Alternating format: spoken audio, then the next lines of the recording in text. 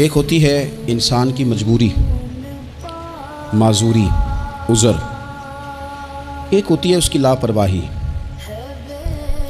ان دونوں چیزوں میں زمین و آسمان کا فرق ہے۔ یہ جو لاپرواہی ہوتی ہے یہ کسی بھی شخص سے منسلک ساری چیزوں کو ہی خراب کر دیتی ہے۔ آپ نے ایک چھوٹا سا پودا بھی اگر لگایا ہے اور آپ لاپرواہی کا مظاہرہ کرتے ہیں تو وہ خشک ہو جائے گا۔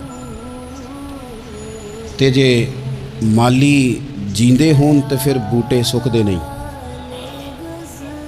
اگر آپ اس کی پرواہ کرتے ہیں، اس پر توجہ دیتے ہیں تو اس کی نشو و نما ہوگی، وہ آگے بڑھے گا، وہ ترقی کرے گا، وہ ایک تناور درخت بن جائے گا۔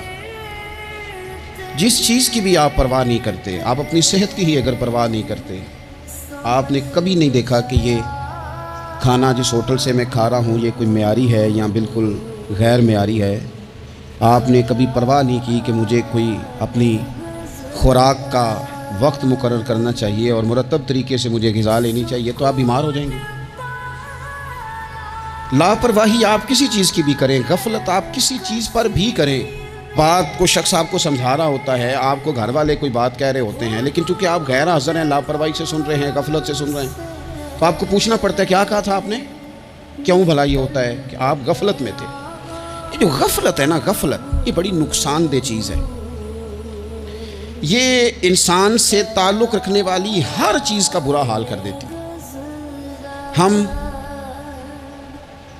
نہ تو اب کمزور ہیں، نہ ان پڑھ ہیں، نہ چھوٹے ہیں، نہ جدید دور کے تقاضوں سے ہم نا آشنا ہیں۔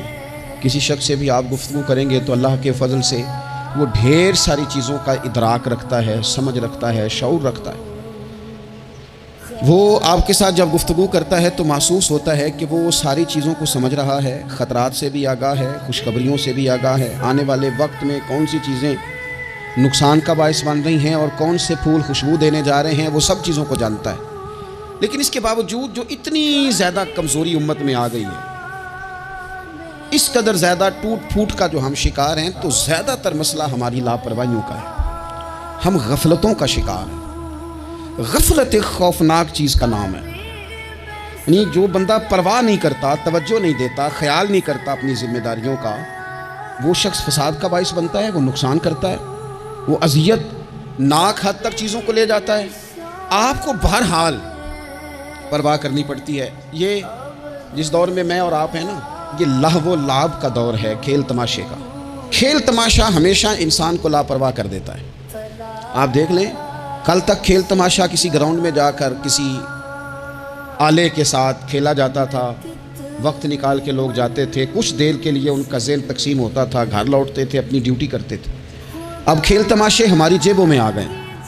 چھوٹا آدمی، بڑا آدمی، اس سے بڑا آدمی، وہ سب اس کھیل تماشے میں مبتلا ہیں، اور وہ مذاق کی کیفیت اتنی دور چلی گئی ہے، میں بڑی معذرت کے ساتھ یہ بات عرض کرنے لگا ہوں کہ بعض اوقات بڑے بھی اس چیز کا شکار ہو کر اس طرح کی بات کرتے ہیں کہ چھوٹے ادھر ادھر دیکھ رہے ہوتے ہیں کہ کیا اس کو یہ بات کرنی چاہیے تھی، لیکن چونکہ ساری رات ساری صبح لگ ہی اس کھیل تماشے میں گئی ہے، لہو و لعب میں گئی ہے، مزاج بن گیا ہے، قوم سنجیدہ نہیں رہی۔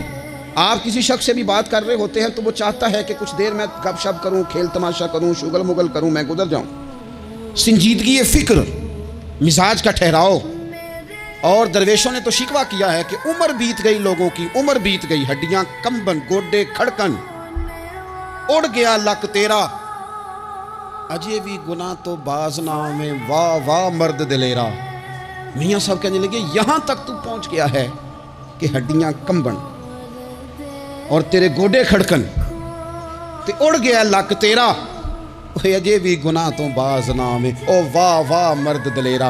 وہ تو اتنا دلیر ہو گیا کہ جب تجھے چاہیے تھا کہ اب ہی تیرے ہاتھ میں استغفار کی تسبیح آتی، اب ہی تجھے سجدے کا ذوق ہوتا۔